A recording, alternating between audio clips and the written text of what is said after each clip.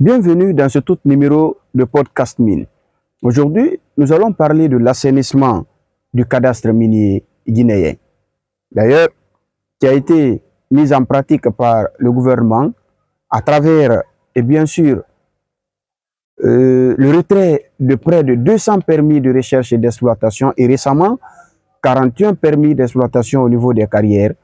Et cette mesure, on l'a dit, vise à nettoyer le fichier minier en sanctionnant les entreprises extractives ou les sociétés inactives ou conformes. Et si nous prenons cet exercice, ce n'est pas seulement la Guinée. Le Sénégal a récemment déclaré la révocation de plus de 300 permis au Sénégal. Et en Guinée, le code minier évoque 3 raisons de retrait de ces titres miniers.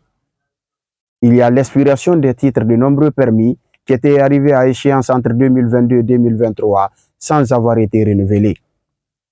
Et ensuite, il y a le non-respect des délais. Les sociétés n'ont pas démarré les travaux dans les 6 mois suivant l'obtention du permis de recherche. Et ensuite, il y a le gel des actifs. Certaines compagnies gardaient leurs concessions en jachère sans investir ni réaliser les travaux de recherche promis, empêchant ainsi l'État de valoriser ses ressources. Et à cet effet, nous allons interroger le code minier. Et l'article rappelle les règles strictes que les entreprises ont ignorées, à savoir la propriété de l'État. Au niveau des entreprises, l'obligation des travaux, où le détenteur de permis doit respecter un calendrier précis et un budget minimum sur le plan technique et environnemental, mais aussi l'article 82 qui évoque le retour à l'État dès qu'un permis expire ou est retiré. Tous les droits sur le périmètre reviennent gratuitement à l'État guinéen. Et à cet effet, la mesure de cette opération de point de table vise à mettre fin à un statu quo.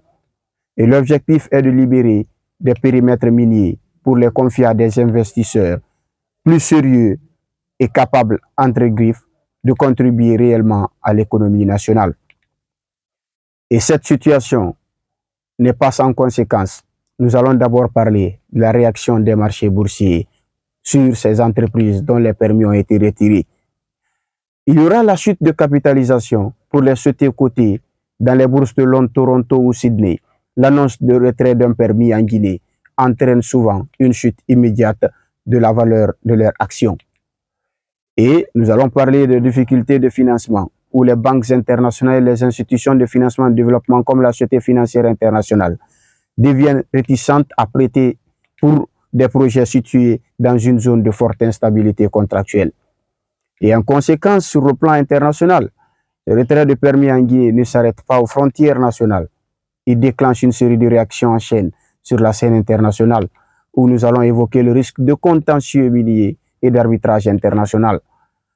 Et la plupart des grandes entreprises extractives bénéficient de contrats de convention minière ou de traités bilatéraux d'investissement, les TBI. Et à cet effet, ils font recours au CIRDI. Et les entreprises qui peuvent en tout cas porter plainte contre l'État guinéen devant le Centre international pour le règlement des différends relatifs aux investissements CIRDI au niveau de la Banque mondiale.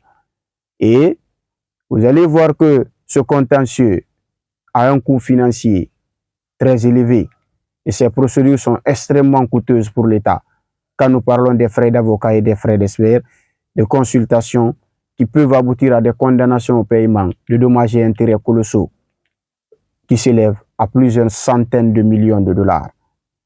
Mais il est important de voir la quintessence de cette situation et de poser assez de questions sur la façon dont évolue le Centre de promotion et de développement du cadastre minier guinéen en ce qui concerne le CPDM.